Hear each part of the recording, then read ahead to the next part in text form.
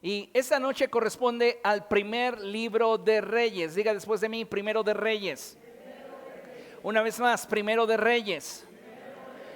Déjeme decirle que el libro de Primero de Reyes nos narra la transición del reinado de David a su hijo Salomón y el desarrollo posterior del reino de Israel. Si usted se da cuenta, es maravillosa la forma en la cual la palabra del Señor nos ha ido llevando. Después del periodo de Moisés viene la conquista, Dios establece jueces y una vez que el pueblo decide ya no querer ser dirigido por los jueces, entonces le pide a Dios que establezca rey para ellos. Dios levanta al rey Saúl, quien después de haberse sentido autosuficiente e independizarse de Dios, es destituido. Y tras su destitución, Dios levanta a un hombre al cual describe ser un hombre conforme a su corazón. Y llegado el momento, amados hermanos, viene el tiempo de la transición del reinado de David a su hijo Salomón y todo lo que a continuación tiene que ver con el desarrollo del reino de Israel. El libro de Reyes comienza con la consolidación del poder de Salomón, quien se destaca por su sabiduría, riqueza y la construcción del primer templo de Jerusalén, símbolo central de la adoración a Dios. Sin embargo, hacia el final de su vida, su corazón se desvía del Señor. Y eso es algo que debemos de tener muy en consideración, porque no hay persona, no hay hombre, no hay mujer que esté exento de poder fallarle al Señor. Por esta razón es que la Escritura enfatiza y dice, si pensamos estar firmes, cada uno fíjese por dónde transita. En el primer libro de Reyes se nos describe que tras la muerte de David asciende al trono Salomón. Y en lo posterior, cuando Salomón muere, el reino se divide en dos: Israel del norte y Judá al sur. A partir de allí se presenta una sucesión de reyes. La gran mayoría de estos hacen lo malo ante los ojos de Dios, llevando al pueblo a un estado de corrupción espiritual. Ahora bien, en medio de esta decadencia es que Dios levanta al profeta Elías, quien confronta la idolatría del pueblo, especialmente bajo el reinado de Acab y Jezabel. Dios manifiesta su poder a lo largo de todo este periodo a través de milagros y juicios, llamando de forma constante al pueblo al arrepentimiento. El primer libro de Reyes concluye mostrando un panorama de inestabilidad política y espiritual, resaltando la importancia de la fidelidad a Dios como clave del bienestar para el pueblo. Amén. Ahora, considere lo siguiente. Como iglesia del Señor, debemos seguir cada una de las enseñanzas de la Escritura. Aplicarlas en nuestra vida es crucial para que nuestro crecimiento y madurez espiritual alcance la plenitud que Dios desea manifestar a través de nosotros. Amén. Al hacerlo, podemos vivir como Jesús vivió. Es decir, usted quiere vivir como Cristo vivió, usted debe de aplicar la palabra del Señor a su vida, lo cual va a garantizar crecimiento y madurez espiritual. Y no solamente eso, usted se va a convertir en una bendición para las personas que le rodean. Y no solo eso, sino que además de todo lo mencionado, usted estará dando un fruto agradable delante de Dios. En otras palabras, el creyente ha sido salvado para que éste camine en la verdad. Tú y yo hemos sido rescatados de nuestra vana manera de vivir para que ahora podamos nosotros transitar dando pasos firmes basados en lo que la palabra de Dios enseña. Amén. Esto es muy importante porque si usted y yo pensamos que es suficiente nuestro criterio, nuestra sabiduría, nuestra experiencia, vamos a tropezar. La Escritura dice que no debemos de ser sabios en nuestra propia opinión. Y recuerde la enseñanza del Señor Jesucristo cuando Él dijo que a qué compararía a un hombre que escuchando sus palabras las ponía en práctica. Él dijo, pues a un hombre sabio que edificó su casa sobre la roca. Y aun cuando su casa enfrentó tempestades y fuertes vientos y adversidad, esa casa se mantuvo firme. Queremos que nuestra vida se mantenga firme, necesitamos aplicar en nuestra vida la palabra del Señor. Amén. Algunos datos biográficos acerca del primer libro de Reyes que me parece muy interesante, y es que el tema central es la monarquía unificada bajo Salomón y después la división del reino. La fecha de la composición de este primer libro de Reyes se calcula que aproximadamente se hizo entre el 560 y el 540 antes de Cristo, durante el periodo del exilio. Esto es muy interesante, porque no sucede como con el primer y segundo libro de Samuel. Pasaron muchos años después para la recopilación de todos los datos y registros que habrían de traer como consecuencia al primer libro de Reyes. El propósito de este primer libro de Reyes es explicar la caída del reino por la infidelidad del pueblo y de sus reyes. Algunos datos sobre el autor. El autor es anónimo, posiblemente algún escriba o algún profeta durante el exilio. Y hay algo muy interesante, y es que se utilizan fuentes históricas para la estructuración de este primer libro de Reyes. Actas de Salomón, Crónicas de los Reyes de Israel y Crónicas de los Reyes de Judá. Datos arqueológicos interesantes. Bueno, algunas excavaciones arqueológicas en Megiddo, Hazor y Jerusalén muestran construcciones masivas atribuibles al periodo de Salomón. Es decir, cuando Salomón sube al trono, es tal la bendición de Dios sobre de su vida que el reino comienza a expandirse. También hay una inscripción en el Tel Dan que menciona conflictos entre los reinos del norte y sur, confirmando la división política. Algunos contemporáneos bíblicos de este primer libro de Reyes, hablaríamos de profetas como Ahías, Elías, y reyes Salomón, Roboam y Jeroboam, que más adelante vamos a tratar un poco acerca de ellos. Amén. Avanzamos y algunas enseñanzas sobresalientes.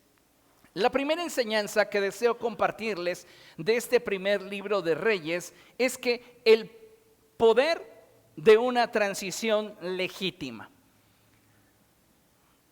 Es bien importante, amados hermanos, que entendamos que a la muerte de David pudo haberse generado una gran inestabilidad en el reino si el reino de David hubiese sido usurpado por alguien a quien no le correspondía reinar, solo porque esa persona pensaba que tenía el derecho para reinar. Y eso es algo muy interesante porque llegan a suceder cosas semejantes dentro del cuerpo de Cristo, donde la gente piensa que tiene derecho a una posición cuando no es el cielo ni es la autoridad abriéndoles camino para que esto acontezca. Entonces es importante que tengamos esto bien presente y vamos a trabajar sobre este primer principio. Hay poder en una transición legítima. Y vamos a abrir la escritura en el primer libro de Reyes, en el capítulo 1, por favor. Primero de Reyes, capítulo 1. Y es fantástico todo lo que vamos a poder analizar en este primer capítulo, que tiene como síntesis el hecho de que cuando una transición es legítima, siempre trae consigo bendición, siempre trae consigo crecimiento, consolidación. Amén. Dice la escritura así en primer libro de Reyes, capítulo 1, verso 1. El rey David era ya tan anciano y entrado en años que por más que lo abrigaban, no conseguía entrar en calor. Por eso sus servidores le dijeron: busquemos a una joven virgen para que atienda a nuestro señor el rey, lo cuide y se acueste a su lado para darle calor. Así que fueron por todo Israel en busca de una muchacha hermosa. Entonces encontraron a una sunamita llamada Abisag. Diga después de mí, Abisag. Una vez más, Abisag. ¿Sabe qué significa Abisag? Abisag viene de una raíz hebrea que significa intoxicante. Y esto es muy trascendente. ¿Por qué? Porque todo aquel que comparte los sueños de Dios, todo aquel que comparte los sueños del rey, se convierte en alguien intoxicante para su mundo en derredor. Y esto es muy trascendente, dado que quien comparte los sueños del rey tiene en realidad el diseño del reino en su mente y en su corazón. Cuando tú intimas con el Espíritu Santo, cuando tú intimas con la presencia de Dios, tú escuchas del corazón de Dios sus sueños. Oyes el latido del corazón de Dios y eso te hace intoxicante para tu generación. Y allí se cumple lo dicho por el apóstol cuando éste expresa que no debemos de amoldarnos al mundo actual, sino antes bien debemos ser renovados en la actitud de nuestra mente. Amén. Bien, dice la escritura que encontraron a una chica llamada Abisag y se la llevaron al rey. La muchacha era realmente muy hermosa y se dedicó a cuidar y a servir al rey, aunque el rey nunca tuvo relaciones sexuales con ella. ¿De qué nos habla esto? De que David no está buscando una compañía que pueda proveerle de satisfacción sexual. Él está buscando una compañía en la cual poder depositar aquello que traería estabilidad al futuro de Israel. En este sentido, Dios nos ha escogido para depositar sobre nosotros la gloria que nos va a permitir traer crecimiento y trascendencia a los propósitos de Dios. Amén. Dice la palabra del Señor en el verso 5. Adonías, cuya madre fue Hagit, se llenó de ambición. Vean lo que sucede. El rey David ya está entrado en años. Se sabe que ya está muy cansado y hay alguien de sus hijos que siente que tiene el derecho de tomar el reino de David. Dice la escritura que entonces Adonías se llenó de ambición y dijo: yo voy a ser rey. Por lo tanto consiguió carros de combate y caballos y 50 guardias de escolta. Adonías, que había nacido inmediatamente luego de Absalón, era muy bien parecido. Y ve aquí el error de David.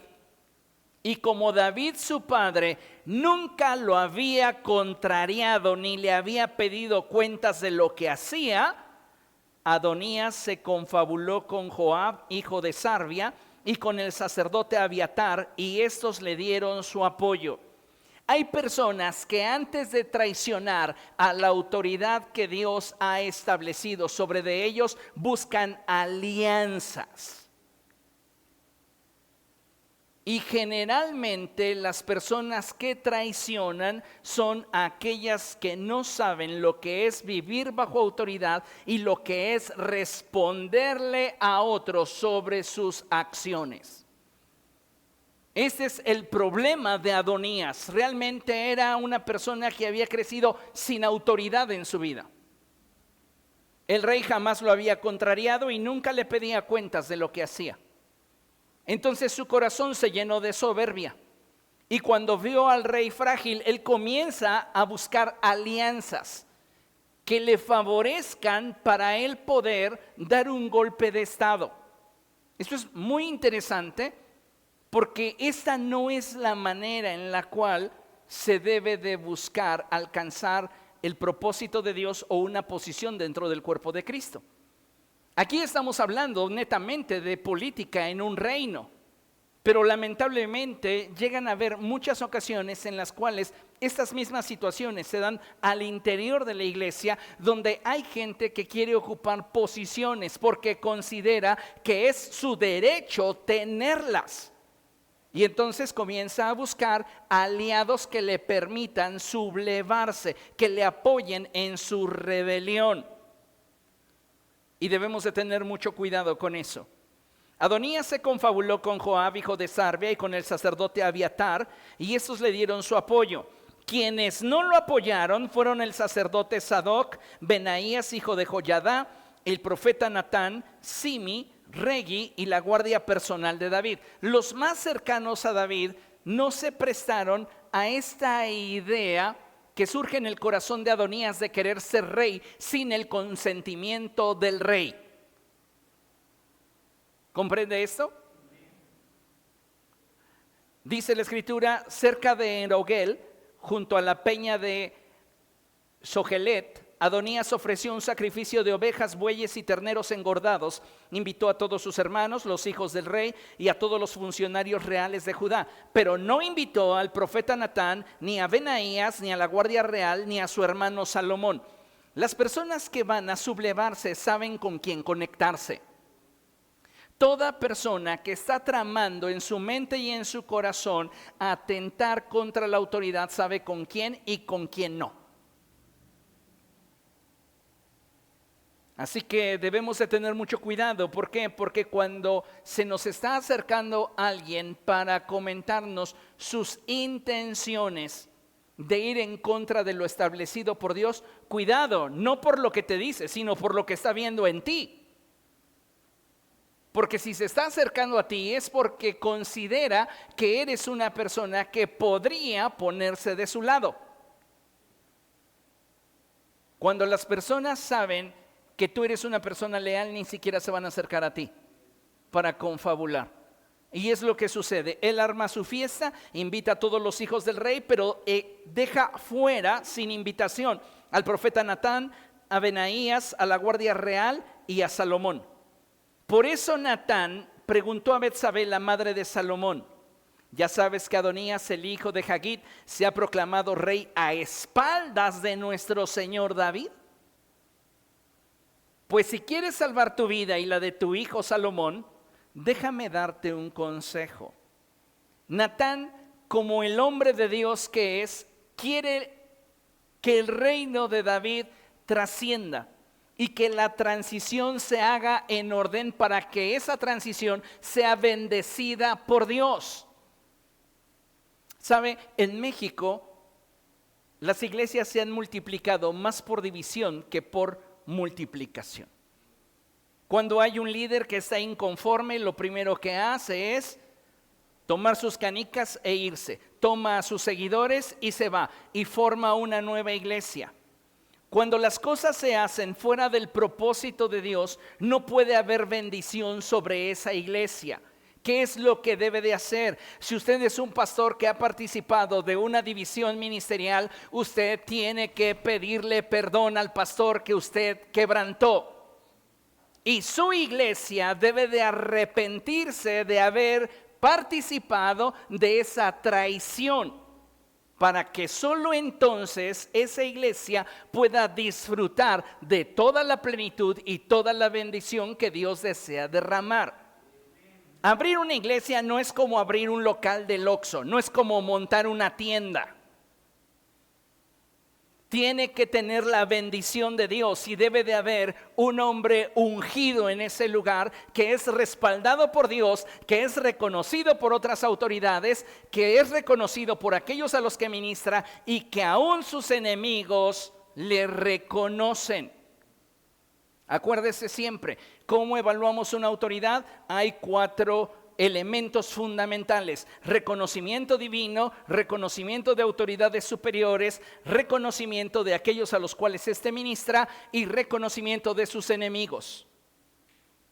Esto es muy importante y lo debemos de tener presente. En este caso particular, Adonías está haciendo las cosas a su manera y no le interesa considerar la voluntad del rey porque él cree que tiene el derecho para reinar.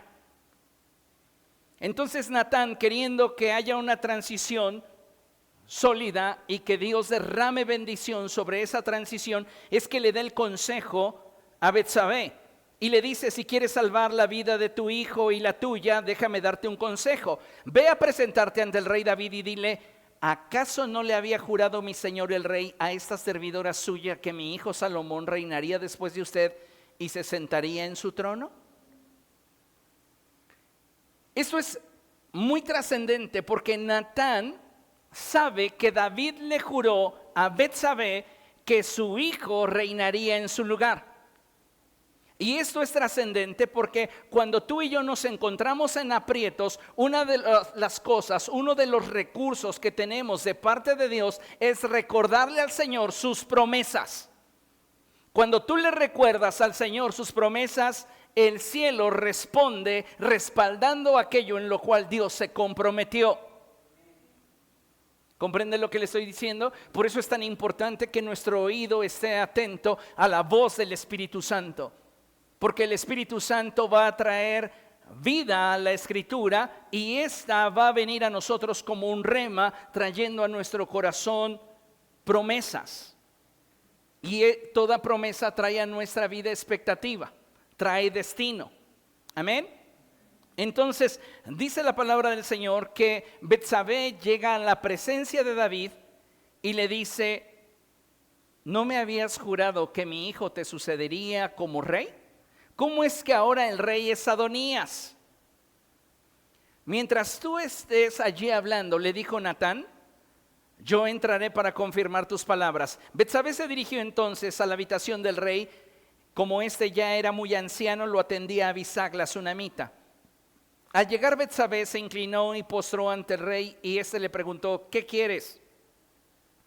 Mi señor juró por el Señor su Dios a esta servidora suya que mi hijo Salomón reinaría después de usted y se sentaría en su trono.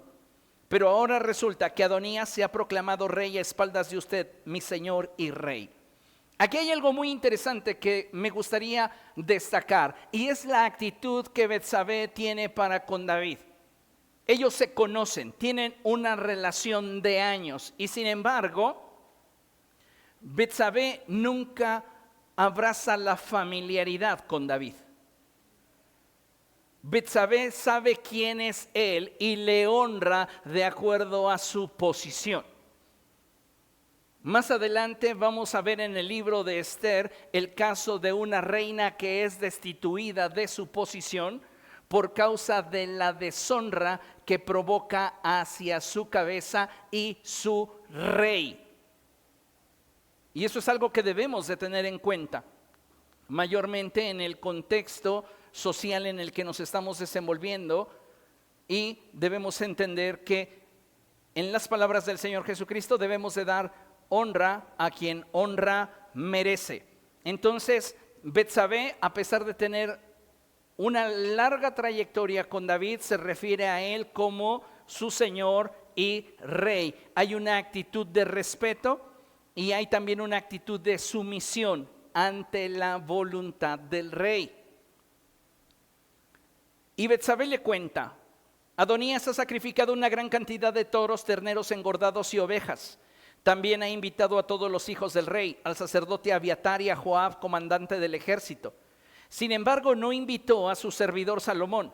Mi señor y rey, todo Israel está a la expectativa y quiere que usted le diga quién lo sucederá en el trono. Diga después de mí: la palabra del rey es la última. No importa lo que quiere Adonías, no importa la promesa a Betsabé o lo que pudiera desear Salomón. Lo que va a determinar el rumbo del reino es lo que salga de la boca del rey.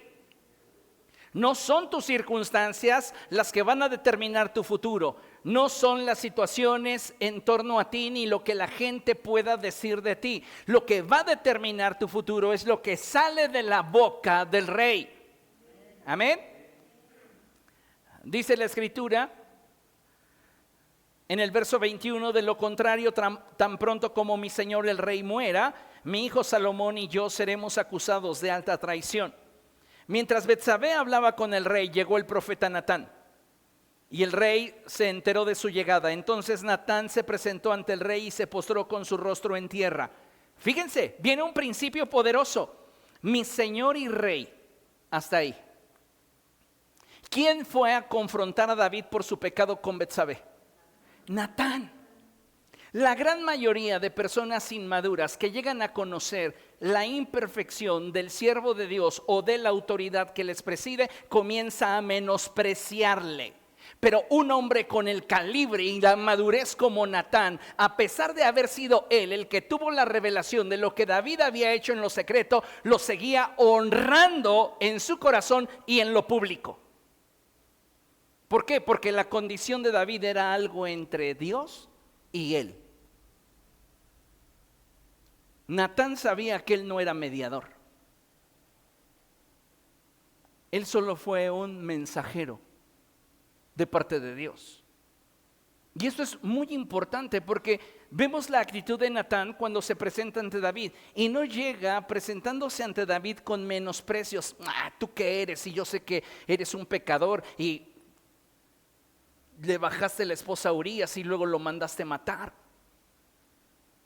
Mi señor y rey. Cultura de honor. Mi señor y rey, ¿acaso ha decretado usted que Adonías lo suceda en el trono? Pregunto esto porque él ha ido hoy a sacrificar una gran cantidad de toros, terneros engordados y ovejas. Además ha invitado a todos los hijos del rey, a los comandantes del ejército y al sacerdote Abiatar. Allí están todos ellos comiendo y bebiendo y gritando en su presencia: ¡viva el rey Adonías! Sin embargo, no me invitó a mí, su servidor, ni al sacerdote Sadoc, ni a Benaías, hijo de Joiada, ni a su servidor Salomón. ¿Será posible que mi señor y rey haya hecho esto sin dignarse comunicarles a sus servidores quién lo sucederá en el trono? Al oír esto, el rey David ordenó: llamen a Betsabé. Ella entró y se quedó de pie ante el rey. Entonces el rey le hizo este juramento: tan cierto como que vive el Señor, que me ha librado de toda angustia, te aseguro que hoy cumpliré lo que te juré por el Señor, el Dios de Israel. Yo te prometí que tu hijo Salomón me sucedería en el trono y reinaría en mi lugar. Betsabé se inclinó ante el rey y postrándose rostro en tierra exclamó: que viva para siempre mi señor el rey David. David ordenó: llamen al sacerdote Sadoc, al profeta Natán y a Benaías, hijo de Joiada. Cuando los tres se presentaron ante el rey, éste les dijo: tomen con ustedes a los funcionarios de la corte, monten a mi hijo Salomón en mi propia mula y bajen con él a Gijón, para que el sacerdote Sadoc y el profeta Natán lo unjan como rey de Israel. Toquen luego la trompeta y griten: ¡viva el rey Salomón! La palabra del rey iba a determinar la posición de cada uno. Es la palabra de Dios a tu vida la que determina tu posición. No son tus circunstancias, no es el entorno, no es la gente, es lo que Dios dice acerca de ti. Y esto es tan maravilloso, tan trascendente, que incluso David en los Salmos llega a expresar, y él dice cosas como estas: aunque los demás me maldigan, bendíceme tú. ¿Por qué? Porque David sabe que del edicto de los labios de Dios es que se escribe el futuro. No son las circunstancias, no es lo que la gente dice, es lo que Dios dice. Amén. Entonces David está proclamando de sus propios labios: quien me va a suceder en el trono es Salomón. Y él establece todos los principios para que se lleve a cabo una ceremonia donde Salomón no solo es ungido, sino también es proclamado rey. Amén. Verso 36. Que así sea, respondió Benaías, hijo de Joiada, que así lo confirmen el Señor, Dios de mi Señor el rey, que así como el Señor estuvo con mi Señor el rey, esté también con Salomón, y que engrandezca su trono aún más que el trono de mi Señor el rey David. El sacerdote Sadoc, el profeta Natán y Benaías, hijo de Joiada, y los quereteos y los peleteos montaron a Salomón en la mula del rey y lo escoltaron mientras bajaban hasta Gijón. Allí el sacerdote Sadoc tomó el cuerno de aceite que estaba en la tienda y ungió a Salomón. Tocaron entonces la trompeta y todo el pueblo gritó: ¡Viva el rey Salomón! Luego todos subieron detrás de él, tocando flautas y lanzando gritos de alegría. Era tal el estruendo que la tierra temblaba. Adonías y todos sus invitados estaban por terminar de comer cuando sintieron el estruendo. Al oír el sonido de la trompeta, Joab preguntó: ¿por qué habrá tanta bulla en la ciudad? Aún estaba hablando cuando llegó Jonatán, hijo del sacerdote Abiatar. Entra, dijo Adonías, un hombre respetable como tú debe de traer buenas noticias. Entonces Jonatán dijo: no es así. Nuestro señor el rey David ha nombrado rey a Salomón. También ha ordenado que el sacerdote Sadoc, el profeta Natán y Benaías, hijo de Joiadá, con los quereteos y los peleteos, monten a Salomón en la mula del rey. Sadoc y Natán lo han ungido como rey en Gijón. Desde allí han subido lanzando gritos de alegría y la ciudad está alborotada. A eso se debe el griterío que escuchan. Además, Salomón se ha sentado en el trono real y los funcionarios de la corte han ido a felicitar a nuestro rey, a nuestro señor el rey David. Hasta le desearon que su Dios hiciera el nombre de Salomón más famoso todavía que el de David y que engrandeciera el trono de Salomón más que el suyo. Ante esto el rey se postró en su cama y dijo: alabado sea el Señor, el Dios de Israel, que hoy me ha concedido ver a mi sucesor sentarse en mi trono. Al oír esto, todos los invitados de Adonías se levantaron llenos de miedo y se dispersaron. Ellos estaban ahora siendo colocados en la posición de traidores. ¿Por qué? Porque todo lo que habían hecho, lo habían hecho a espaldas del rey David. Verso 50. Adonías, por temor a Salomón, se refugió en el santuario, en donde se agarró de los cuernos del altar. Va a haber personas dentro del cuerpo de Cristo, que es la iglesia, que cuando sean descubiertos con actitudes equivocadas, busquen aferrarse a aquello que consideran puede darles piedad. Sin embargo, no tienen derecho legal para estar allí. Dice la palabra del Señor, verso 51. No faltó quien fuera a decirle a Salomón: Adonías tiene miedo de usted, rey Salomón, y está agarrado de los cuernos del altar.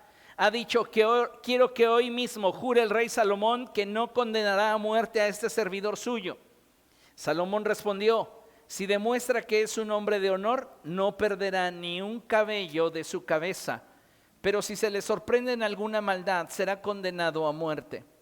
Acto seguido, el rey Salomón mandó que lo trajeran. Cuando Adonías llegó, se postró ante el rey Salomón y éste le ordenó que se fuera a su casa. La lealtad no es algo que se puede evaluar por los dichos de una persona. Se requiere de tiempo y conducta para saber si verdaderamente esa persona te es leal.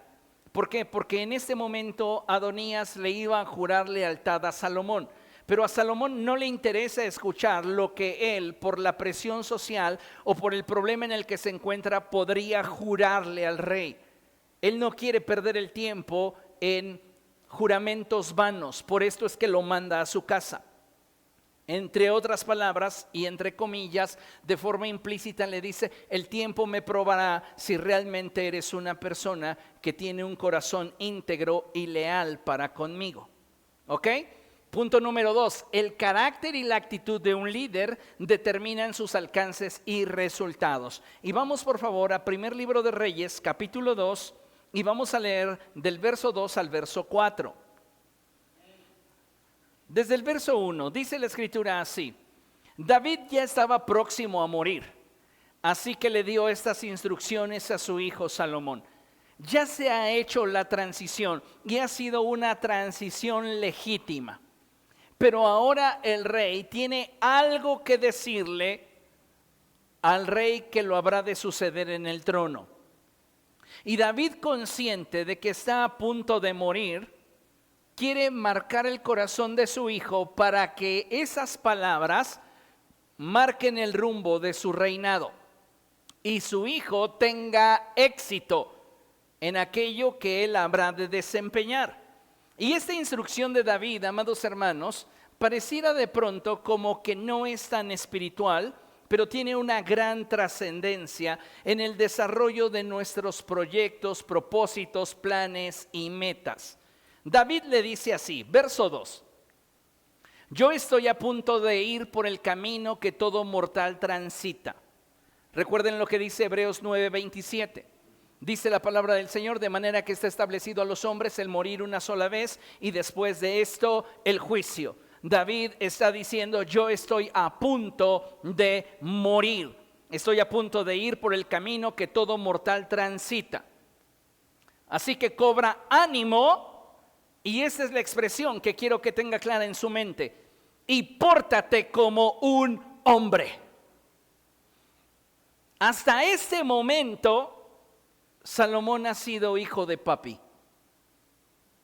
No solo es hijo de la mujer que David amó, sino que durante toda su infancia, toda su niñez, toda su juventud y entrada a su madurez, siempre estuvo al abrigo de David. Pero ahora David va a morir y David necesita que Salomón entienda que las cosas van a cambiar. Y para ello David lo entrenó durante toda su vida. Pero ha llegado el momento de tomar decisiones trascendentes. Y no las puede tomar como un niño caprichudo.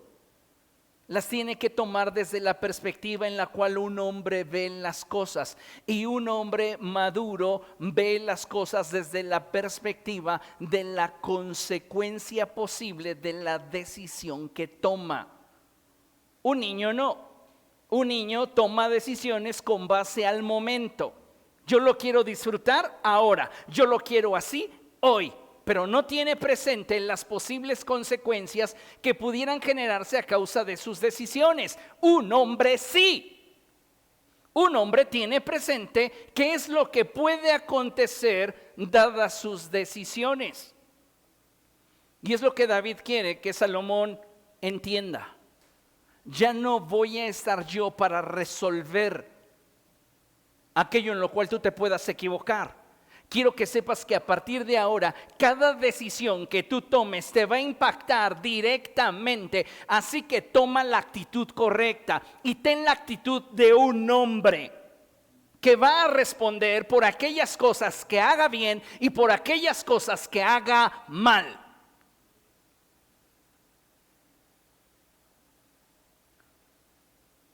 La trascendencia del liderazgo radica directamente en la capacidad que tenga el líder de desarrollar carácter y mantener una correcta actitud. Por eso la expresión de David hacia él es tan trascendente. Cobra ánimo y pórtate como un hombre. Estás entrando en una nueva etapa, en una nueva temporada para tu vida, en la que tienes que abrazar fuertemente los compromisos que adquieras. Y tienes que saber que ante toda circunstancia o toda situación vas a tener que sacar la cara y enfrentar las situaciones que te sobrevengan. Madura. Y este es un llamado también de parte de Dios para la iglesia, porque Dios quiere que la iglesia madure. Un alto porcentaje de creyentes, amados hermanos, pasan demasiado tiempo estacionados en la misma condición de su vida espiritual. No crecen, no maduran. Y todo el tiempo se la pasan responsabilizando a otros de lo que ellos no han estado dispuestos a hacer en su propia vida. ¿Cuál es el mensaje de Dios para estos? Madura, cambia tu manera de pensar. Tú no puedes alcanzar un nuevo nivel y dar fruto de acuerdo a ese nuevo nivel si antes no es transformada tu manera de pensar. Efesios 4:23 dice que debemos de ser renovados en la actitud de nuestra mente. Ahora David no le está diciendo, ¿sabes qué? Tómate tiempo. Y ahí poco a poco, conforme tú vayas sintiendo, irás madurando. No, madurar y comportarnos como hombres es una decisión que se toma de tajo. Porque si yo lo voy postergando, me va a llevar toda la vida a madurar. ¿Y sabe qué implica madurar? Tener responsabilidades, tener compromisos. Y eso es algo que a muchos creyentes todavía no les gusta. Quieren seguir siendo todavía los niños chiquitos de la iglesia, los cuales vienen y reciben. Pero es necesario que en sus mentes haya una transición, un cambio, y que ahora dejen de venir y recibir y vengan y den. Porque solo los adultos son los que pueden ver la necesidad y suplirla. ¿Comprende? Usted no puede esperar que uno de sus hijos pequeños vea el refrigerador vacío y quiera suplir la necesidad. Él ve el refrigerador vacío y no entiende qué es lo que sucede. Está esperando que de repente en algún momento ese refrigerador se vuelva a llenar. Pero cuando ya hay una persona que tiene criterio y que tiene madurez, entonces esa persona puede suplir las necesidades que ve. Y esto es importante porque dentro del cuerpo de Cristo hay muchas necesidades y solo los hijos maduros son los que pueden colaborar para un verdadero avance en el reino de Dios. ¿Qué necesitamos? Madurar. Y para madurar requerimos un cambio de mentalidad.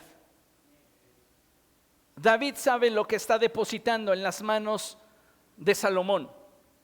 Y lo primero que a él le interesa es que Salomón se arme de una manera de pensar diferente. Porque solamente en esa medida es que él va a ser cuidadoso en cada una de las decisiones que tome. Tal vez usted recuerde cuando era joven y aún no tenía compromisos y comenzaba a trabajar y todo ese dinero era para usted. Conforme pasa el tiempo recibimos el dinero y ya no es solo para nosotros.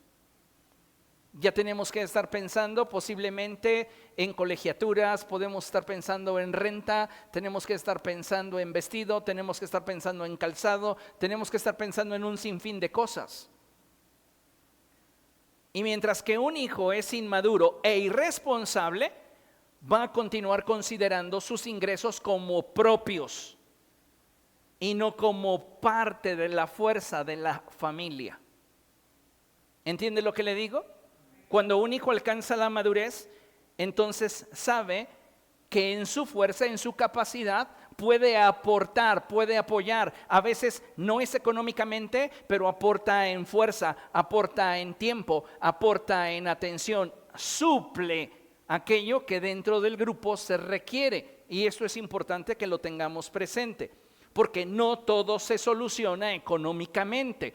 Requerimos de un involucramiento y un compromiso por parte de aquellos que han alcanzado la madurez y el entendimiento. Es lo que David le está diciendo a Salomón. Para gobernar bien, tú tienes que ver la vida desde una perspectiva distinta. Porque mientras que yo gobernaba, yo me encargaba de los asuntos difíciles, de los problemas. Tú solo te ibas con tus amigos a nadar, tú solamente te ibas con tus amigos a festejar y sabías que nunca te iba a faltar dinero en tu cuenta bancaria. Pero ahora ha llegado un momento donde eres tú quien vas a enfrentar los problemas. Eres tú quien vas a enfrentar las dificultades. Por eso, ármate de una nueva mentalidad. Y cuando nosotros hemos alcanzado la madurez y entonces nos damos cuenta que somos personas útiles, cuyos recursos de fuerza, tiempo, capacidad, económicos o cualquier otro tipo de recurso es útil para nuestro grupo, es que entonces alcanzamos la trascendencia como seres humanos. Y no solamente se queda ahí la expresión de David, David le dice, necesito que madures y también que cumplas las órdenes del Señor tu Dios. Sigue sus caminos y cumple sus estatutos, mandamientos, ordenanzas y mandatos, los cuales están escritos en la ley de Moisés. Así prosperarás en todo lo que hagas y por donde quiera que vayas. David quiere dejarle no solamente un legado en cuanto a mentalidad, sino también un fundamento espiritual. Porque David sabe que Salomón requiere de entender que si Cristo es el centro de su vida, todo en torno a esto traerá bendición. El Señor Jesucristo lo expresó de esta manera: buscad primeramente el reino de los cielos y su justicia, y todo lo demás vendrá por añadidura. Amén. Después de esto, David comienza a darle una serie de instrucciones a Salomón muy interesantes, que tiene que ver con la manera en la cual él tiene que ejercer dominio sobre algunas personas. Pero en ese transitar, Adonías demuestra que no es leal al rey. Y vaya rápidamente al verso 13 del capítulo 2 de Primero de Reyes. Dice la escritura así: Adonías, hijo de Hagit, fue a ver a Betsabé, madre de Salomón. Y Betsabé le preguntó: ¿vienes en son de paz? Sí, respondió él, tengo algo que comunicarle. Habla, contestó ella. Escuchen cómo habla Adonías. Como usted sabe, dijo Adonías, el reino me pertenecía. Este cuate todavía no renuncia a sus aspiraciones. Y todos los israelitas esperaban que yo llegara a ser rey. ¿Por qué? Porque él creía que tenía el derecho. Recuerden que inmediatamente después de que nace Absalón, nace Adonías. Entonces es muy interesante cómo en la mente de Adonías la sucesión del reino obedecía a una fila. Y ya lo hemos visto en otras sesiones, cómo el llamado de Dios no depende del que quiere ni del que corre, sino del que el Señor tiene misericordia. No es que estemos formados, porque escrito está que habrán muchos primeros que serán postreros y muchos postreros que serán primeros. Pero este hombre no lo entiende, entonces él comienza a menospreciar a Salomón ante su madre, pero su madre no se da cuenta de las verdaderas intenciones que hay en su corazón. Hay personas que se van a acercar a ti para hablarte mal de otros, autoexaltándose. Es decir, van a acercarse a ti para decirte: es que yo me salí de esa iglesia porque realmente ahí no me entendían y no me valoraban, porque yo tengo un entendimiento y una comprensión. Se están autoexaltando mientras que indirectamente están menospreciando lo que tenían. ¿Ok? Es el mismo proceder. Adonías le está diciendo a Betsabé: yo merecía el reino. Sí, sé que Salomón lo tiene, pero no es alguien digno que debería de tenerlo, puesto que todo el pueblo de Israel esperaba que yo reinara. Y bueno, dice: pero ahora el reino ha pasado a mi hermano, que lo ha recibido por voluntad del Señor. Pues bien, tengo una petición que hacerle, por favor no me la niegue. Entonces Betsabé le dijo: continúa, por favor pídale usted al rey Salomón que me dé como esposa a Abisag, la sunamita. A usted no se lo negará. ¿Qué quiere Adonías? Quiere como esposa a Abisag. ¿Por qué? Porque Abisag tiene la llave del reino. Abisag es la mujer que escuchó los sueños de David mientras que él expresaba la grandeza que deseaba para el reino.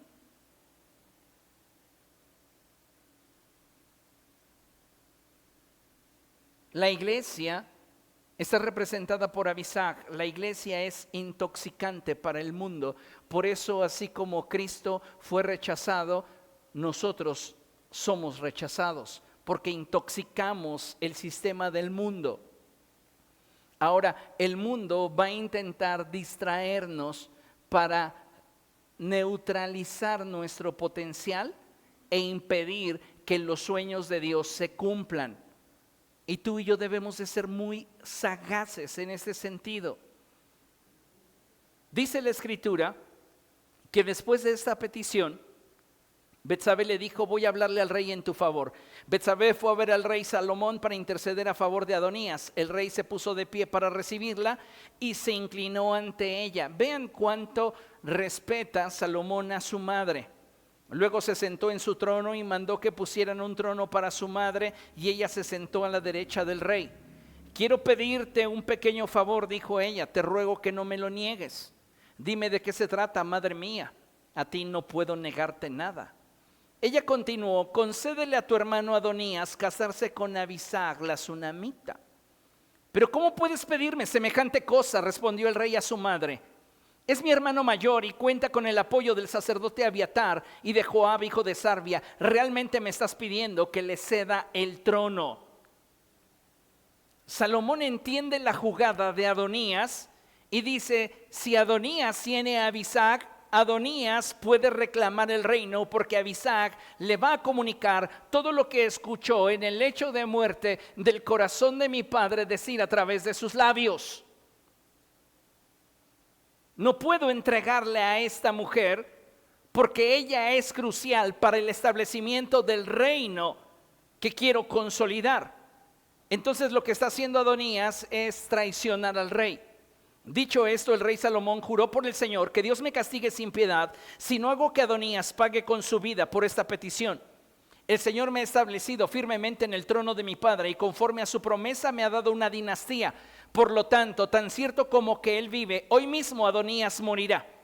Enseguida el rey Salomón dio a Benaías, hijo de Joiada, la orden de matar a Adonías. Y no solamente mata a Adonías, si usted continúa leyendo, mata a Joab y mata después a Simi, que fue el hombre que maldijo a David duramente. David le dejó dicho a Salomón: cuando llegue el momento de matar a Simi, hazle experimentar una muerte sangrienta. Y así fue. Entonces, ¿qué podemos entender de esto? Que un líder que desea verdaderamente trascender en el propósito de Dios debe de armarse de una mentalidad correcta. ¿Quieres trascender en tu ministerio? Deja de actuar como un niño. Deja de comportarte de manera irresponsable. Deja de ser ambivalente. Deja de ser intermitente. Si realmente has tomado un compromiso, tómalo de veras y abrázalo de verdad y entrégate a él. Porque solamente aquello que verdaderamente tomamos para nosotros es aquello en lo cual podemos trascender. ¿Comprende esto? No podemos decir: ay, sí quiero el ministerio, pero no estoy dispuesto a comprometerme con todo lo que el ministerio implica. Pues entonces no estemos jugando y mejor dejemos que otra persona tome el lugar. Amén.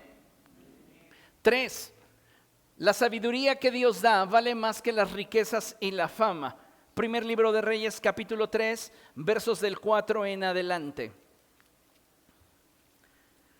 Dice la Escritura, vamos desde el verso 3. Salomón amaba al Señor y cumplía los decretos de su padre David.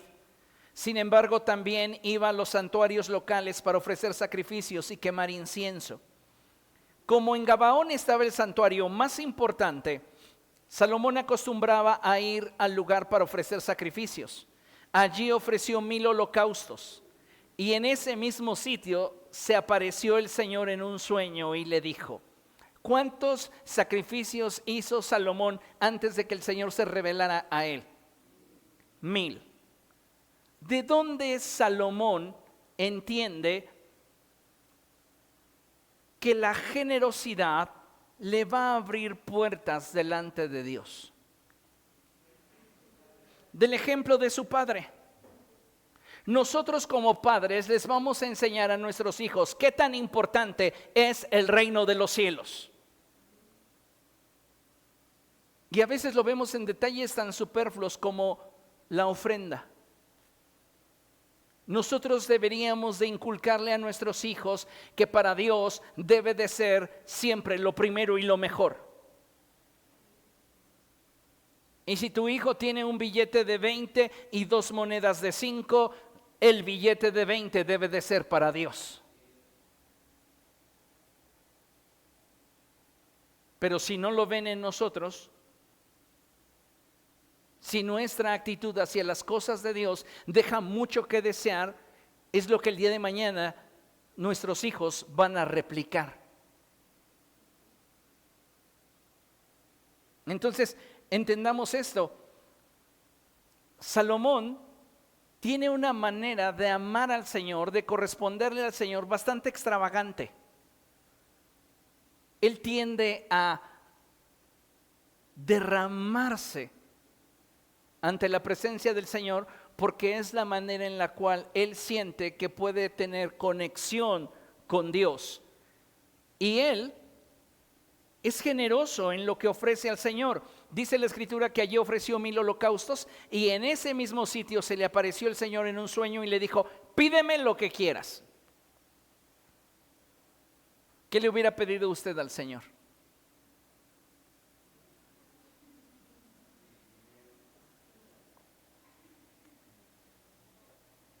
Le aseguro que por su mente pudieron haber pasado un montón de cosas.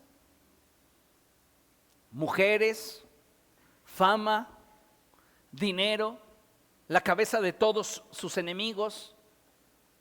Pero retumbaba en su interior las palabras de su padre que le dijo: compórtate como un hombre. Y entonces ya no tenía que actuar para obtener lo que él quería en el aquí y el ahora. Ya sabía que sus decisiones iban a traer consecuencias. Entonces él quería tener los menos raspones posibles en su vida.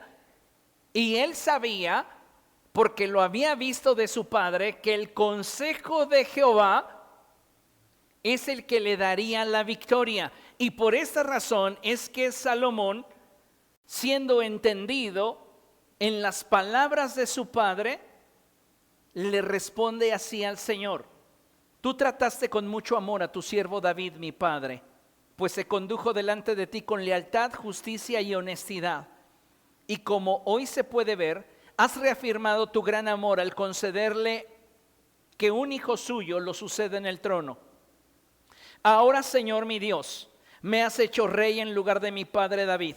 No soy más que un muchacho y apenas sé cómo comportarme.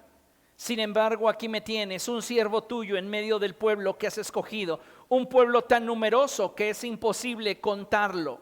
Dios está escuchando de los labios de Salomón lo que Dios le había expresado a su amigo Abraham. Cuando Dios lo saca de su tienda, le dice: cuenta las estrellas del cielo a ver si puedes, así de numerosa será tu descendencia.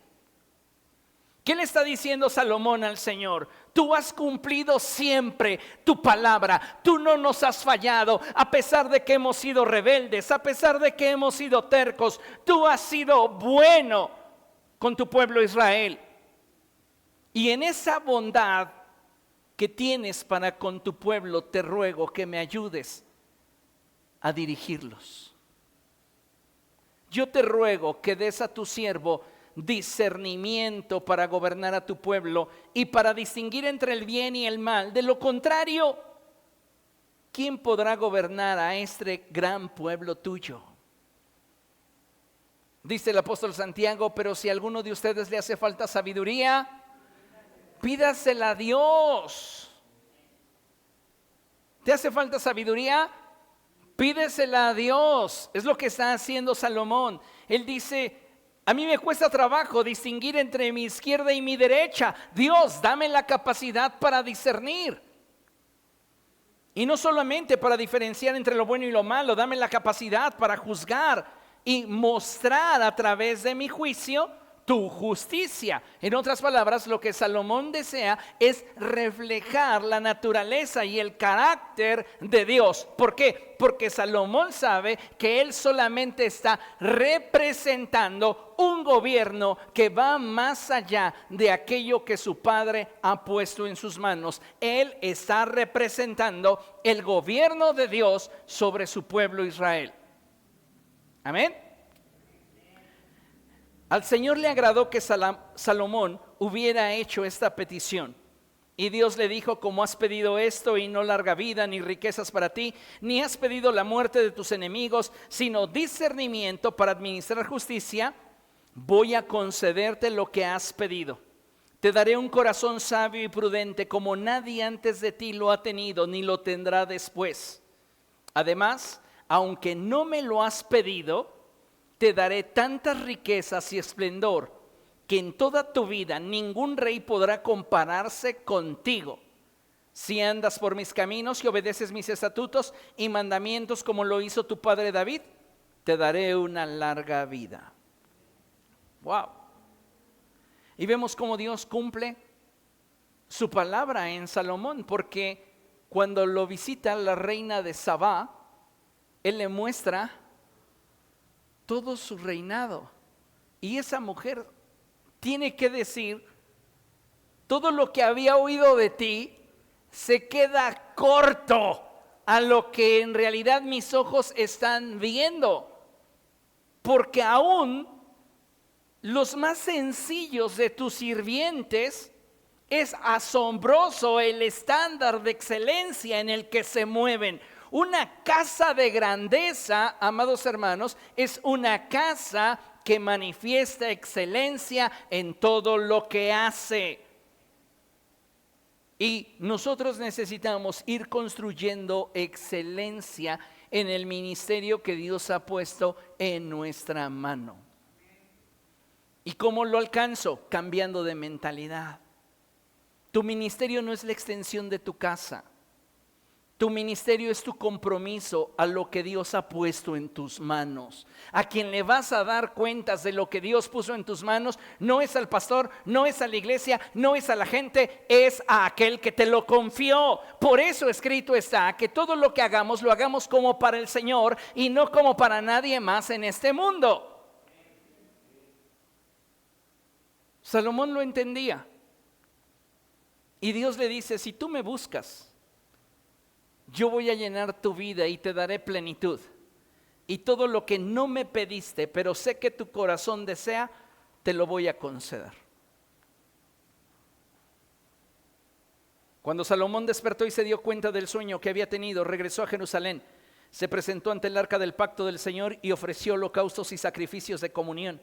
Luego ofreció un banquete para toda su corte. Tiempo después, 2 prostitutas fueron a presentarse ante el rey. Una de ellas le dijo: mi señor, esa mujer y yo vivimos en la misma casa. Mientras ella estaba allí conmigo, yo di a luz, y a los 3 días también ella dio a luz.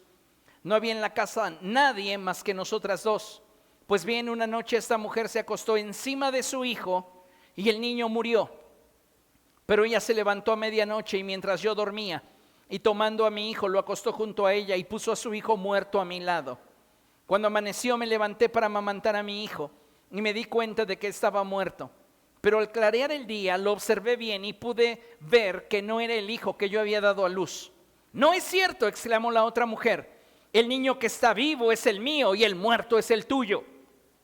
Mientes, insistió la primera. El niño muerto es el tuyo y el que está vivo es el mío. Y se pusieron a discutir delante del rey. El rey deliberó.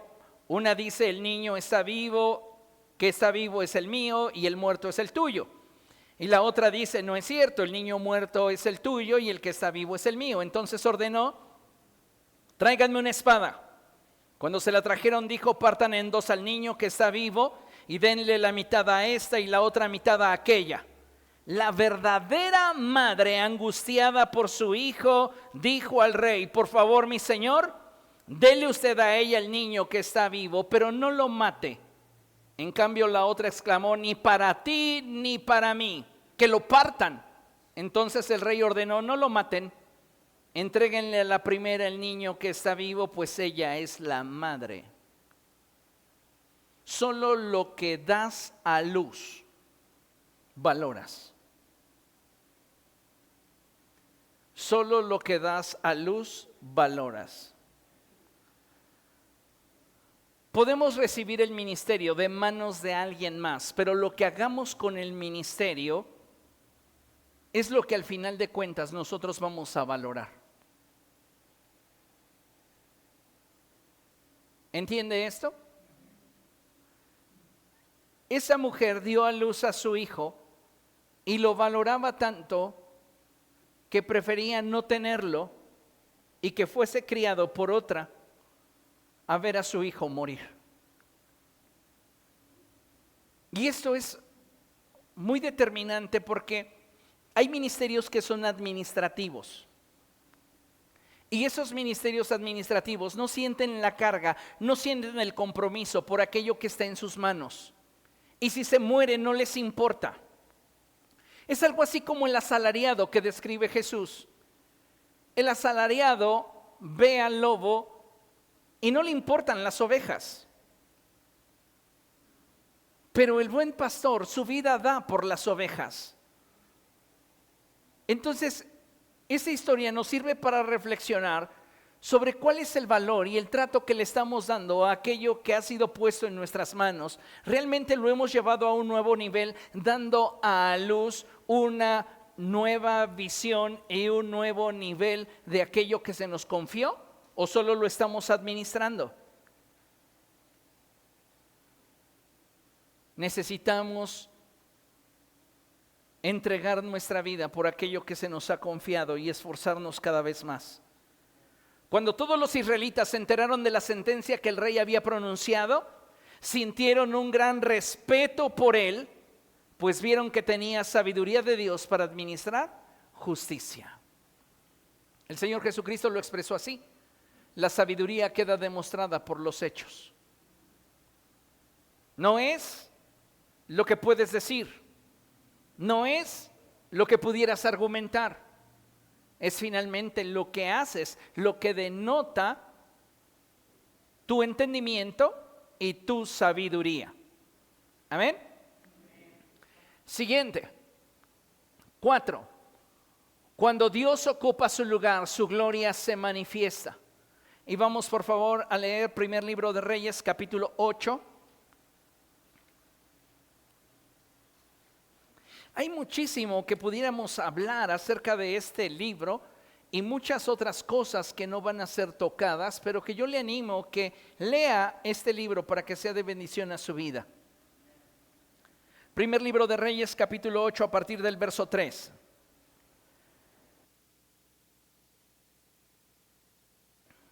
Cuando llegaron todos los jefes de Israel, los sacerdotes alzaron el arca. Eso es algo muy interesante porque recuerde usted que el arca del pacto de Dios fue diseñada para que ésta en sus laterales fuese atravesada por 2 varas, con la finalidad de que al ser transportada, ésta fuese transportada sobre los hombros de 4 levitas. ¿Ok? Que sostiene la revelación del Hijo de Dios, porque la Escritura dice que a Dios le agradó habitar en Cristo con toda su plenitud. Y Cristo es la revelación del arca de Dios. Entonces, ¿qué la sostiene? Los 4 evangelios. Ahora, la llevamos hacia otro nivel. La gloria de Dios, amados hermanos, implica que cada uno de los que la porta cumpla con su responsabilidad. Si uno de los que está portando esa gloria no está cumpliendo con su responsabilidad, eso trae inestabilidad a todos los que sí se están esforzando. Tu pereza en el ministerio puede estar siendo un obstáculo para aquellos que sí quieren servir con excelencia. Tu falta de actitud, tu falta de determinación, tu falta de compromiso. ¿Por qué muchas veces la iglesia no conquista? Por eso.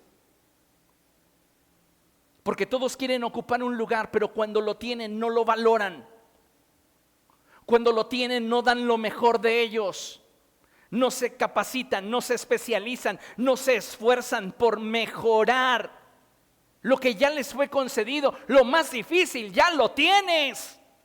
Una posición dentro del cuerpo de Cristo y una posición de honor. Pero si no la valoras, estás estorbándole a los que sí la están valorando. Por eso el Señor Jesucristo expresó cosas tan radicales como estas: el que no es conmigo, contra mí es. El que conmigo no junta, esparce. ¿De qué lado estamos? Estar en el ministerio y tener a nuestro cargo algún área de servicio implica para nosotros que nos hemos comprometido con trasladar la gloria de Dios.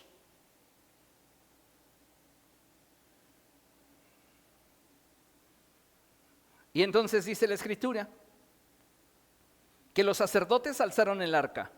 Entonces los sacerdotes y los levitas trasladaron el arca del Señor junto a la tienda de reunión y con todos los utensilios sagrados que había en ella. El rey Salomón y toda la asamblea de Israel reunida con él delante del arca sacrificaron ovejas y bueyes en tal cantidad que fue imposible llevar la cuenta. Ya no eran 1000, ya era algo que se desbordaba simplemente. Y esa expresión surgía del corazón del rey. Luego los sacerdotes llevaron el arca del pacto del Señor a su lugar en el santuario interior del templo, que es el lugar santísimo, y lo pusieron bajo las alas de los querubines, con sus alas extendidas sobre el lugar. Los querubines cubrían el arca y sus varas. Salomón en el lugar santísimo hace una estructura arquitectónica donde diseña 2 querubines gigantescos que van a cubrir con sus alas el lugar donde va a ser colocada el arca del pacto. Es lo que está diciendo la Escritura. Ahora, hay un dato muy interesante y dice: las varas eran tan largas que sus extremos se podían ver desde el lugar santo, delante del lugar santísimo, aunque no desde afuera. ¿Qué está diciendo esto? Que la gloria de Dios está al alcance de aquellos que han determinado profundizar en intimidad con el Señor. No todos tenemos el mismo nivel de intimidad. Algunos de nosotros nos encontramos en el lugar santo, otros han profundizado más y están en el lugar santísimo. La responsabilidad se divide, se manifiesta, porque es lo que representan esas varas, la responsabilidad que tenemos de poder cumplir con el propósito de Dios. Pero fuera de ese nivel de intimidad no se alcanza a ver la responsabilidad. ¿Por qué una persona deja de valorar el ministerio que le fue dado por Dios y lo trata como algo común? Porque ha roto con su intimidad con Dios. No tiene intimidad con Dios, no está en el lugar santo, no ha entrado al lugar santísimo, y desde una posición fuera del lugar santo no se alcanza a ver el nivel de responsabilidad que implica llevar la gloria de Dios sobre de tus hombros. Interesante, ¿no? Por eso hay gente que está administrando un liderazgo o una posición, pero no los ves comprometidos. El problema parte de lo que ellos han visto de Dios, y fuera del lugar santo no se ve mucho de Dios. Dice la Escritura, continuamos leyendo, verso 9. En el arca solo estaban las 2 tablas de piedra que Moisés había colocado en ella, en Horeb, donde el Señor hizo un pacto con los israelitas cuando salieron de Egipto. Cuando Moisés vivía, Dios le dio instrucciones para que dentro del arca se colocase la vara de Aarón que reverdeció y también la urna del maná.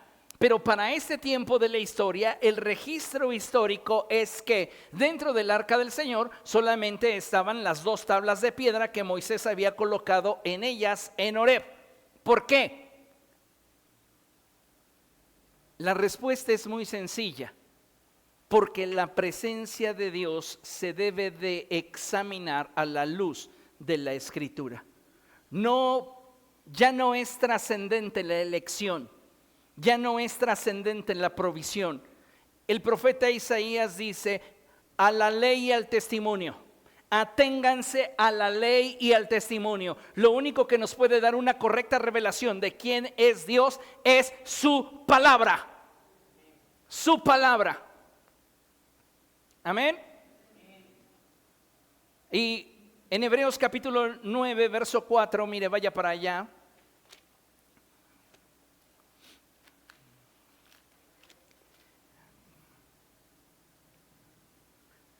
El autor describe lo siguiente: el cual tenía el altar de oro para el incienso y el arca del pacto, toda cubierta de oro. Dentro del arca había una vasija de oro que contenía el maná, la vara de Aarón que había retoñado y las tablas del pacto.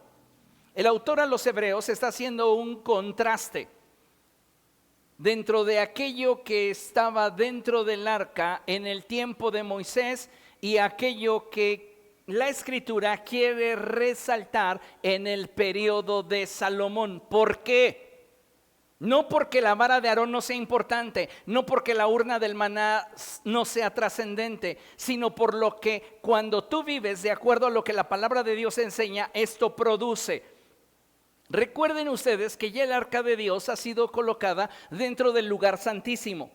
Y el autor de Primero de Reyes dice que dentro del arca están las dos tablas que Moisés colocó en Horeb.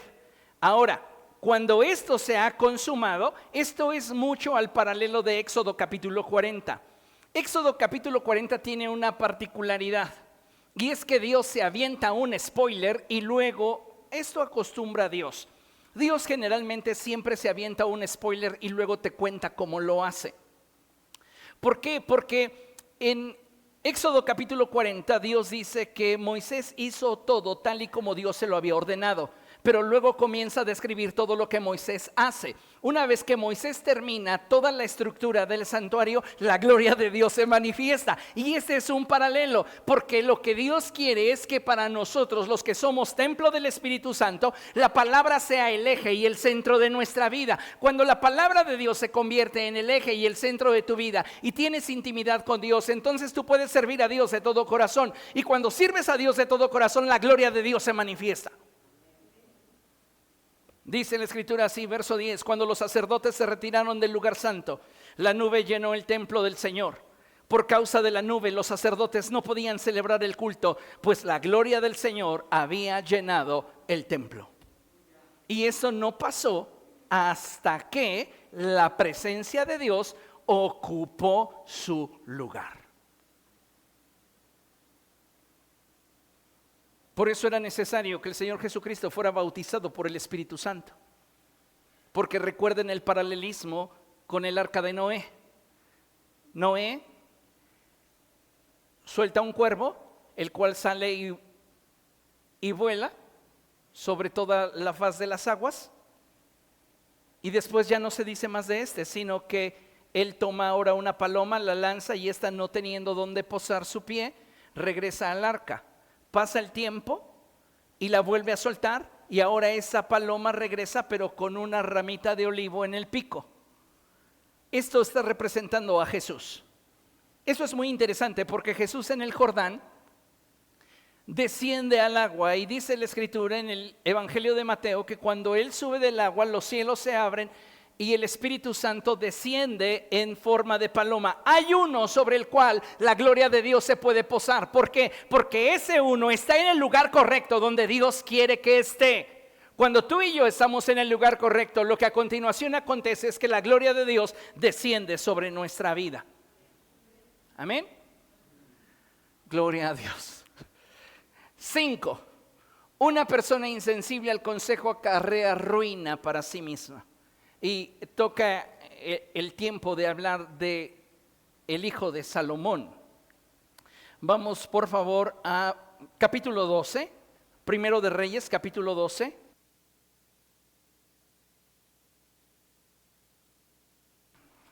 Primero de Reyes, capítulo 12, verso 1. Y dice la escritura, Roboam fue a Siquén porque todos los israelitas se habían reunido allí para proclamarlo rey. De esto se enteró Jeroboam, hijo de Nabat, quien al huir del rey Salomón se había establecido en Egipto y aún vivía allí. Cuando lo mandaron a buscar, él y toda la asamblea de Israel fueron a ver a Roboam y le dijeron, su padre nos impuso un yugo pesado, alívienos usted ahora el duro trabajo y el pesado yugo que él nos echó encima, así le serviremos a usted.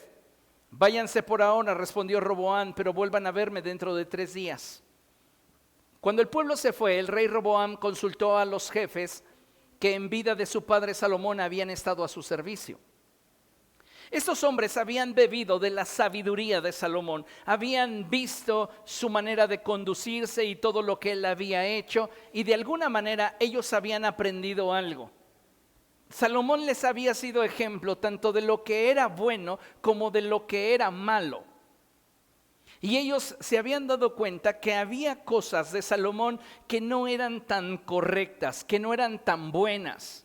Y ahora que el pueblo de Israel se está presentando delante de Roboam, teniendo a un caudillo delante de ellos de nombre Jeroboam, es que Roboam no tiene otra opción sino consultar a los ancianos y les dice, el pueblo de Israel ha venido a decirme que mi padre ha sido demasiado duro con ellos. ¿Qué debo de responder? Y ellos respondieron, verso 7, si usted se pone hoy al servicio de este pueblo, es condescendiente con ellos, si le responde con amabilidad, ellos le servirán para siempre. Líderes, no hemos sido puestos en esta posición sino para servir. Y servir en amor, no para enseñorearnos del pueblo del Señor. No importa nuestra posición y nuestro título, el Señor Jesucristo nos enseñó que Él, aún siendo el Señor, estaba entre nosotros como el que sirve. Y Él mismo estableció el principio y nos dijo, cualquiera de ustedes que quiera ser el mayor, deberá ser como el que sirve. El que quiera ser el primero debe de convertirse en el esclavo de todos. Esto es muy interesante porque el pueblo de Israel se está acercando con una petición legítima. Tu padre nos cargó la mano, alívianos la carga. Él va con los ancianos y los ancianos le dicen, mira, si tú dejas de oprimirlos, ellos te van a servir, ellos van a ser leales a ti. Y sabe, administrar recursos humanos requiere de no solamente un arte en el trato con las personas que contigo caminan, sino también un entendimiento de las situaciones que éstas se enfrentan, porque no todas las personas dentro del liderazgo atraviesan o transitan por los mismos problemas. La gente de fuera dice, es que tiene sus consentidos. Desde este lado tú te das cuenta qué es lo que cada persona necesita. Y tú no puedes tratarlos a todos igual. Perdónenme, pero no puedes tratarlos a todos igual. Y no estoy yendo en contra de lo que el apóstol Santiago enseña cuando él dice que no deberíamos de hacer acepción de personas. Lo que estoy diciendo es que, dada la condición y el contexto de cada persona necesita ser pastoreada de forma personal e individual.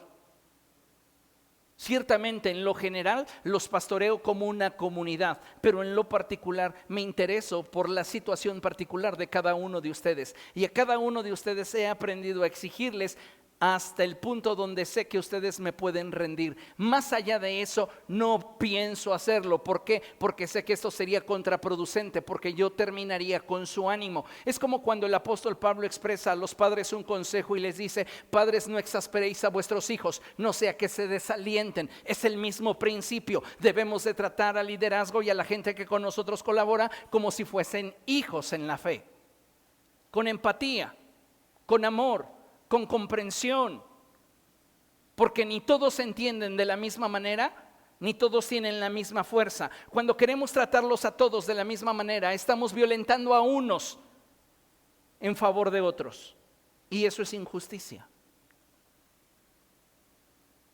Tenemos que aprender como líderes a caminar con todos. No se trata de llegar con los más fuertes o los más rápidos. El éxito de un liderazgo radica en que lleguemos todos. aún el que trastabillea, aún el que cojea, aún el que de tiempo en tiempo se extravía. Esa es la finalidad, que lleguemos todos.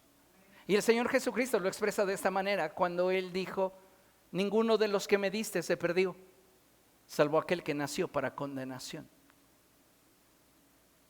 Y no estamos empleando esta expresión del Señor Jesucristo para tener una idea equivocada de lo que es la predestinación, sino que a lo que apunta el Señor Jesucristo es que la determinación del corazón de Judas no cambió por más oportunidades que Él le dio. ¿Amén? Bueno, póngame atención porque viene el examen, y va a estar bueno.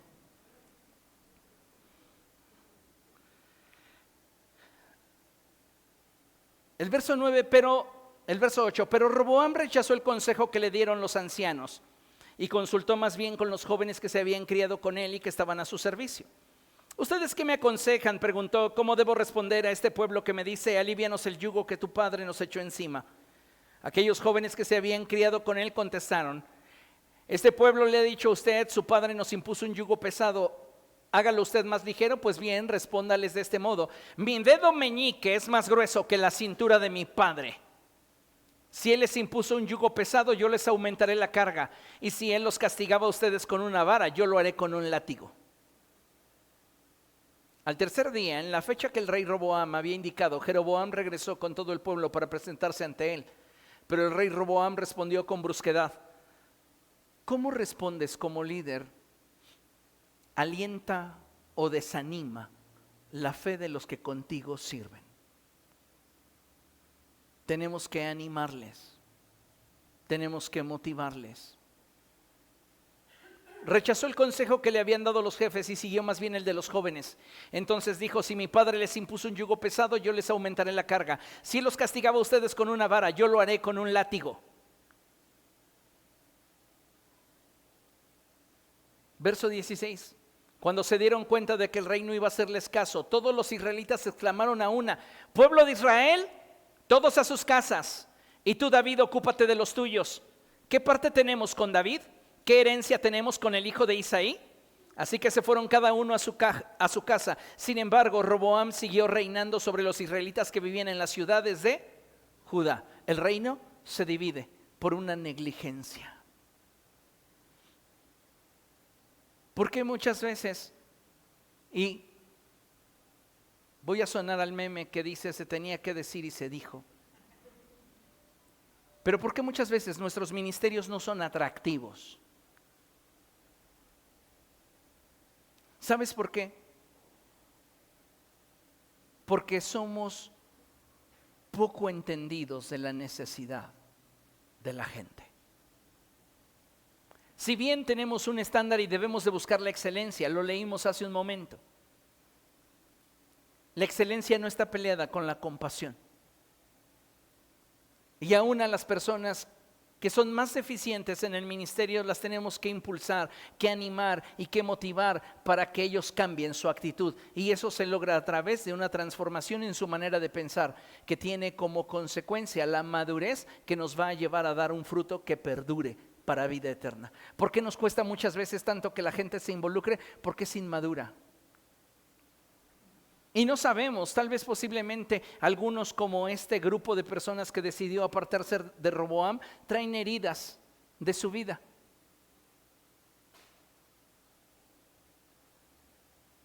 Y vienen con actitudes que aprendieron en otro lugar. ¿Y qué me corresponde a mí?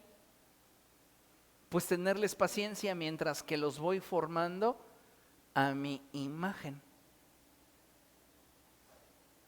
¿Entiende eso?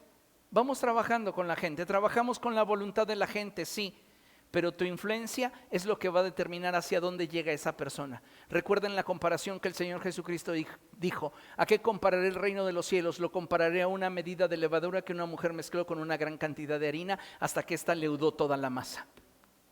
¿Para qué estás en el liderazgo? Si no estás para influir, si no estás para motivar, si no estás para impulsar, si no estás para desarrollar, si no estás para que esas personas desarrollen al máximo su potencial, amado hermano, no estás en la posición correcta.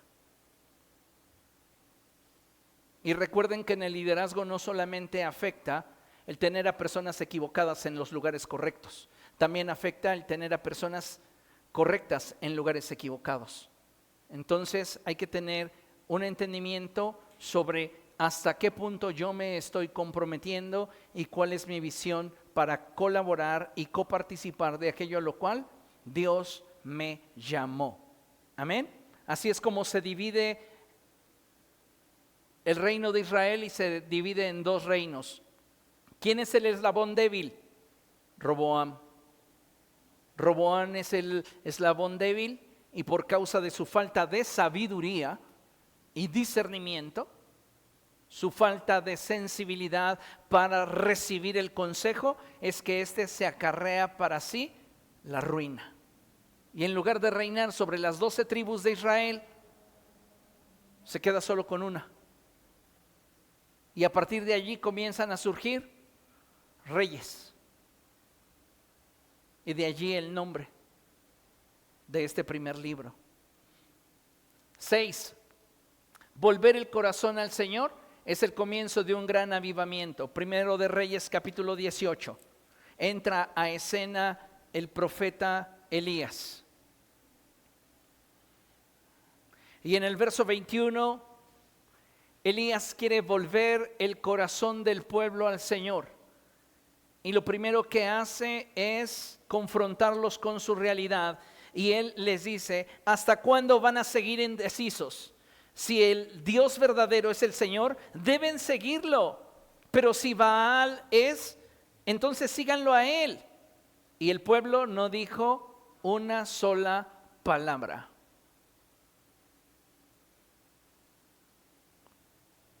Tenemos que definir a quién vamos a servir. Recuerden lo que dijo Josué. Yo no sé ustedes, pero yo y mi casa serviremos al Señor. Y servir al Señor, amados hermanos, no es lo mismo que administrar un ministerio o un cargo. Es comprometerte con que eso que ha sido puesto en tus manos sea multiplicado. Acuérdese de la parábola de los talentos. A uno se le dieron 5 talentos, a otro se le dieron 2 y a otro se le dio solamente 1. ¿Qué fue lo que determinó que aquel que recibió 1 no lo multiplicase? No la cantidad, su manera de pensar era lo que lo limitaba. Y él pensaba cosas equivocadas. Yo sé que usted es un señor duro y que recoge donde no ha sembrado. Aquí tiene lo que es suyo. Bueno, pues si sabías que yo era así, tu mente debería de haberte por lo menos dictado que le hubieses entregado a los bancos mi dinero para que a mi regreso yo hubiese recibido por lo menos los intereses. No solo tu mentalidad te limita, sino tu falta de compromiso para lo que se te ha confiado.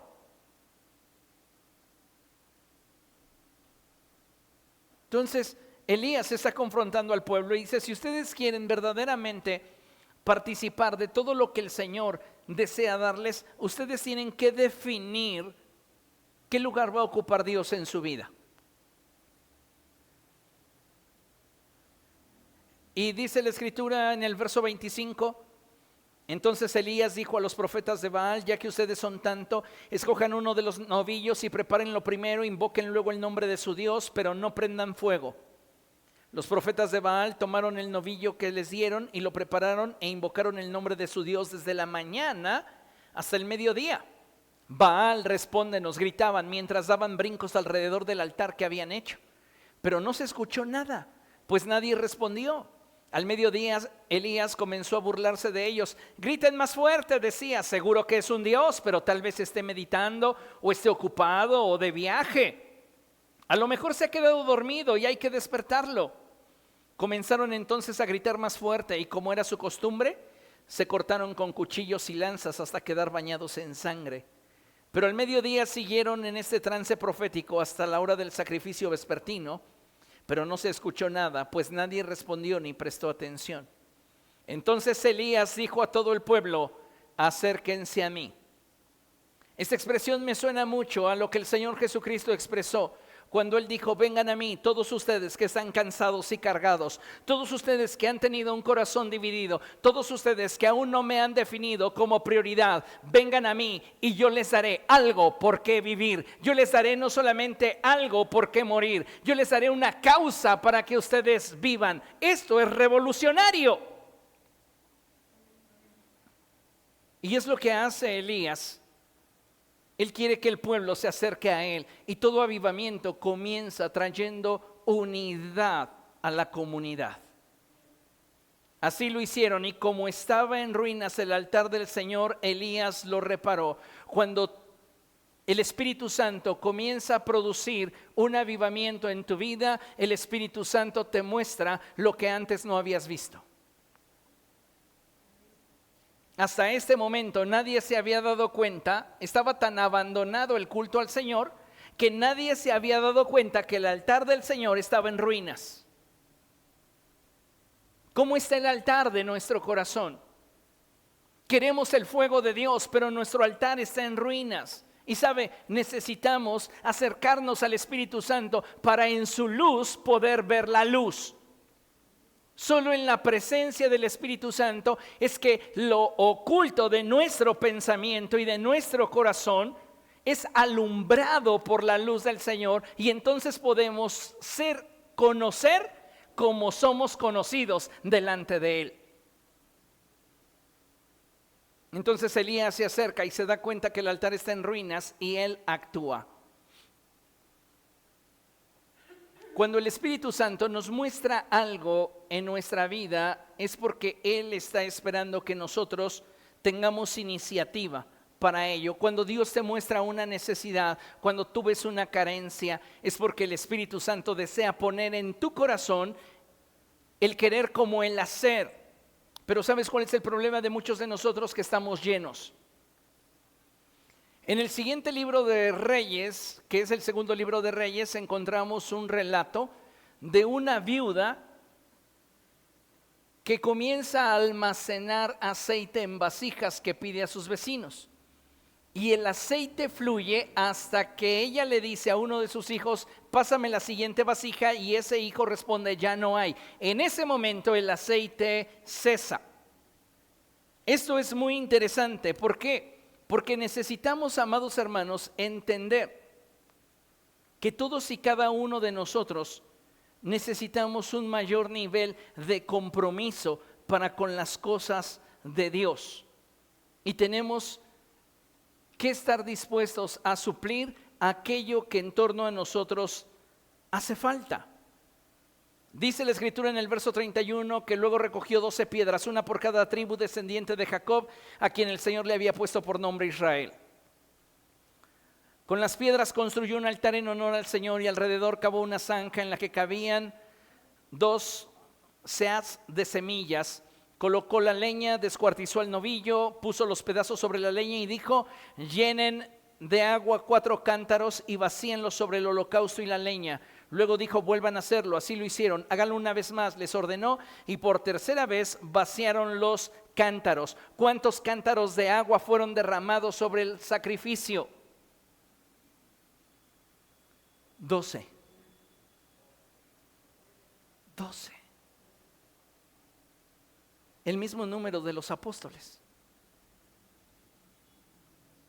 Porque la representatividad de lo que Dios quiere renovar, el agua representa lo que Dios renueva, y 12 es símbolo de gobierno y representatividad. El nuevo mover del Espíritu Santo que traería a través de Jesucristo sería un mover sobrenatural. Recuerde que el Señor Jesucristo les dijo: no se vayan de Jerusalén hasta que sean revestidos del poder de lo alto. Es lo que va a pasar a continuación. Pero esos 12 tenían que estar inmersos en lo que Dios quería hacer. Dice la Escritura, verso 35: el agua corría alrededor del altar hasta llenar la zanja. A la hora del sacrificio vespertino, el profeta Elías dio un paso adelante. Todo lo que trasciende en el reino de los cielos es consecuencia de la determinación de una persona. Él estuvo dispuesto a dar un paso adelante ¿Qué estás haciendo tú cuando se te habla de compromiso? ¿Estás dando ese paso hacia adelante? ¿O estás amando tu comodidad y te quedas donde estás? ¿O estás teniendo temor y das un paso atrás? ¿Cómo estamos reaccionando ante el desafío que Dios está presentando en nuestra generación? Tienes que dar ese paso hacia adelante. Amén. Y oró así: Señor Dios de Abraham, de Isaac y de Israel, que todos sepan hoy que tú eres Dios en Israel y que yo soy tu siervo y he hecho todo esto en obediencia a tu palabra. Respóndeme, Señor, respóndeme para que esta generación reconozca que tú, Señor, eres Dios y estás haciendo que su corazón se vuelva a ti. En ese momento cayó el fuego del Señor y quemó el holocausto, la leña, las piedras y el suelo, y hasta lamió el agua de la zanja. Cuando vieron esto, todos se postraron y exclamaron: el Señor es Dios, el Señor es Dios. Todo avivamiento comienza cuando tú y yo determinamos dirigir nuestro corazón hacia el Señor. Cuando comenzamos a buscarle de todo corazón, cuando nos determinamos con toda nuestra intención ofrecerle a Él todo aquello que somos y todo aquello que tenemos. Amén. Concluimos con este pasaje y es Primero de Reyes capítulo 18, versos del 42 al 44. Después de esto que acabamos de leer, una vez que desciende fuego del cielo y que todo el pueblo comienza a declarar que el Señor es Dios, el Señor es Dios, Elías dice: agárrenmelos a todos. Y le capturan a todos los profetas de Baal y los profetas de Aserá, y a todos los decapita. Una gran victoria para el hombre de Dios. Pero en el contexto de la historia de Elías, Israel estaba atravesando por sequía, porque por la palabra de Elías había dejado de llover, y por la palabra de Elías volvería a llover. Y es en este contexto donde se da. Elías mata a todos los profetas de Acab y Aserá, y entonces Acab se va a comer y a beber, pero Elías sube a la cumbre del Carmelo. Mientras que hay personas que enfocan su vida en el placer y en el deleite temporal que el mundo les brinda, hay otros que deciden invertir todas sus capacidades en buscar la presencia de Dios. Subió al Carmelo, subió a encontrarse con Dios, y al estar en la cumbre del Carmelo se inclinó hasta el suelo y puso el rostro entre las rodillas, y entonces le dijo a su criado: ve y mira hacia el mar. El criado fue, miró y dijo: no se ve nada. 7 veces le ordenó Elías que fuera a ver, y la 7ª vez el criado le informó: desde el mar viene subiendo una nube, es tan pequeña como una mano. Si usted se da cuenta, allí en la imagen tenemos a Elías postrado, tenemos al siervo observando hacia el mar, y allá por la orillita se ve una pequeña nube del tamaño de una mano. Todo lo sobrenatural que Dios hará en una generación viene como resultado de la obediencia, la adoración, la búsqueda y el esfuerzo de una persona.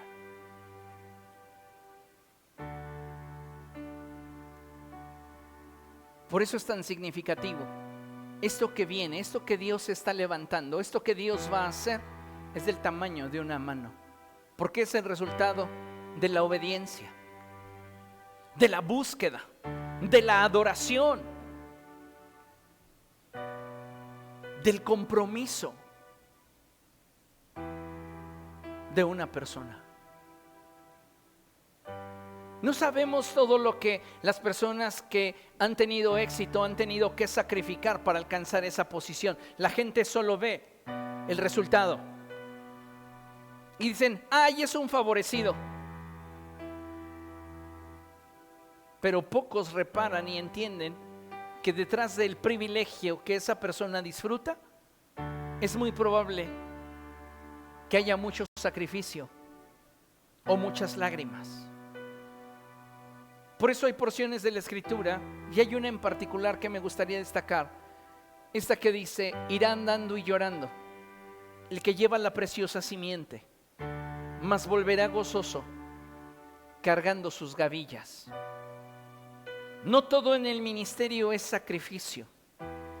Dios es tan bueno que nos da temporadas para disfrutar de todo lo que en algún momento se sembró con lágrimas. Y debemos de recordar lo dicho por el autor a los Hebreos, porque Dios no es injusto como para olvidar todo lo que ustedes han hecho y siguen haciendo a favor de los santos. Todo lo que hagamos para la gloria de Dios, todo lo que hagamos para el extendimiento del reino de los cielos, es como esa pequeña nube que se va a transformar en una gran tormenta, pero que comienza como algo pequeño, que es el resultado de la obediencia, la búsqueda, la adoración, el sacrificio de alguien que está dispuesto a intimar con Dios. Amén. Póngase de pie, por favor, vamos a dar gracias al Señor. Dele un aplauso al Señor porque Él es bueno.